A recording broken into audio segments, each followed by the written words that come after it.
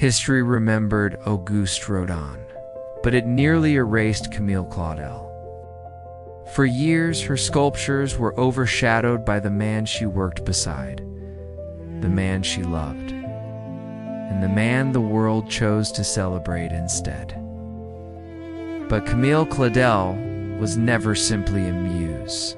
She was one of the most gifted sculptors of her generation, and her story became one of the most tragic in the history of art. Camille Claudel was born in France in 1864. From childhood, she saw the world differently. While others played, Camille sculpted figures from clay with astonishing precision and emotional depth. Art wasn't a hobby for her, it was instinct. But in 19th century France, the art world was not built for women. Women were often excluded from formal artistic training. Their work was dismissed as secondary, and genius, especially artistic genius, was expected to belong to men. Still, Camille refused to stop. Then she met Auguste Rodin. At the time, Rodin was already becoming famous. Camille was young, fiercely intelligent, and extraordinarily talented. Their connection was immediate. She became his student, his collaborator, his creative equal, and eventually his lover. Together, they spent years shaping clay and marble in crowded Parisian studios. Many historians believe Camille influenced some of Rodin's greatest works. Her fingerprints, both literal and artistic, were everywhere. But history would mostly remember only one name. Camille's sculptures were unlike anything around her. They carried movement, emotion, vulnerability. Her figures did not feel frozen in stone. They felt alive, but recognition came slowly. And the deeper her relationship with Rodin became, the more complicated her life grew. Rodin refused to fully leave his longtime companion. Camille increasingly felt trapped between love and resentment, between admiration and invisibility.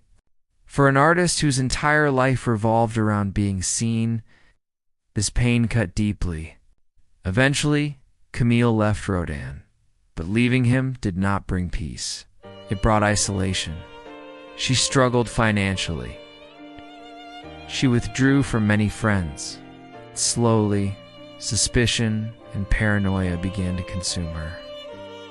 She became convinced that others were stealing her ideas. Some days, she reportedly destroyed her own sculptures in anger and fear. The same hands that once created beauty began tearing it apart. Then came the moment that would define the rest of her life. In 1913, shortly after the death of her father, the one person who consistently supported her, Camille Claudel, was committed to a psychiatric asylum. She would remain there for the next 30 years. Though doctors occasionally believed she could leave, her family largely refused to bring her home.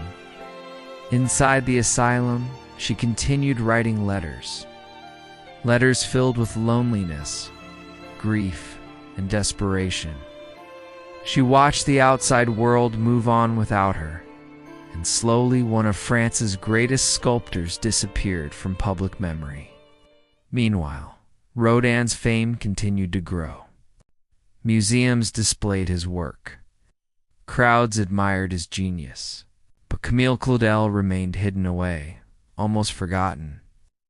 There is something especially heartbreaking about artists who disappear before the world fully understands them.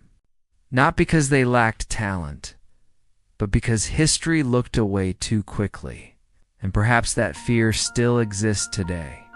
The fear that your work, your voice, your life might vanish unnoticed. But history is strange. Sometimes it returns for the people it once abandoned. Decades after her death, the world slowly began rediscovering Camille Claudel's sculptures. What people found was undeniable. Her work was extraordinary. Not good for a woman, not interesting because of Rodin, but extraordinary on its own.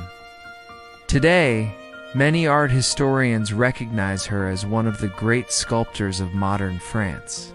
At last, her name began to stand beside the art she created. Camille Claudel spent much of her life fighting to be seen, and maybe that's why her story still feels painfully modern.